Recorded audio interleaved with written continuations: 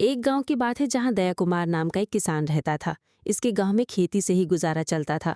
दया कुमार एक ईमानदार और अपने काम से मतलब रखने वाला सरल व्यक्ति था तथा जिसकी एक पत्नी खुशबू तथा एक बेटा रोहन था। एक दिन सुबह सुबह अपनी पत्नी खुशबू के साथ खेत में गया, जहां खेत में उन्होंने फसल को तैयार करने के लिए गुड़ाई की और दिन में वापस घर को लौटे। दया कुमार ने अपनी पत्नी और अपने बेटे से कहा कि तुम लोग घर जाओ और खाना बनाओ, मैं थोड़ा खेत का और काम कर लेता हूँ, उसके बाद मैं घर को आता हूँ। पत्नी और बेटे के चले जाने के बाद वो खेत में कार्य करने लगा।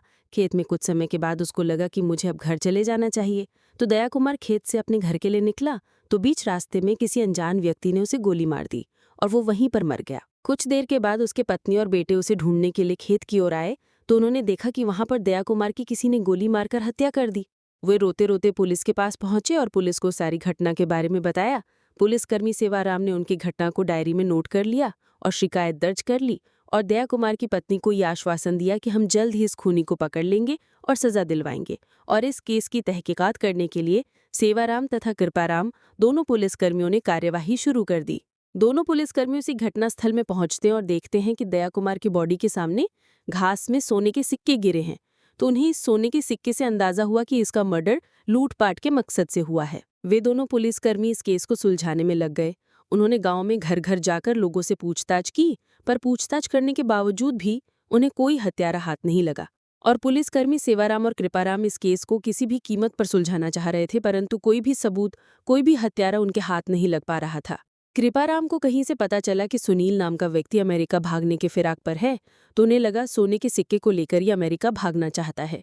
परंतु सुनील से काफी पूछताछ करने के बाद भी उसे पर कोई सोने के सिक्के हासिल नहीं हो पाए।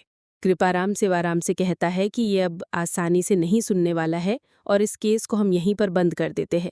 परंतु सेवाराम इस केस को बंद नहीं करना चाहता था।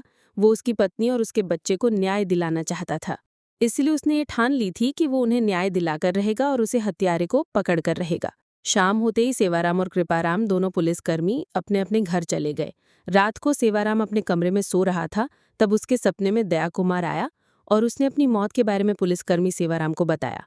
उसने बताया कि मनोहर जो उसका दोस्त है, उसने उसे गोली मारी है और उसे सोने के सिक्के छीन के लेकर गया है। अगले दिन सुबह होते ही सेवाराम और कृपाराम मनोहर के घर पर पहुंचते हैं और उससे पूछताछ करते हैं। मनोहर के बार बार मना करने के बावजूद भी जब सख्ती से पूछताछ की गई तो मनोहर ने बताया कि उसने अपनी पत्नी मानसी के कहने पर दया कुमार की हत्या की।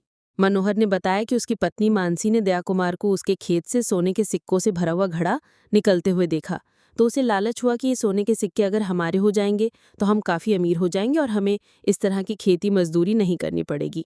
जब ये बात दया कुमार की पत्नी खुशबू को पता चला तो उसने पुलिस से गुजारिश की कि इन दोनों को, मनोहर और उसकी पत्नी मानसी को, कड़ी से कड़ी सजा दिलवाने की कोशिश करे।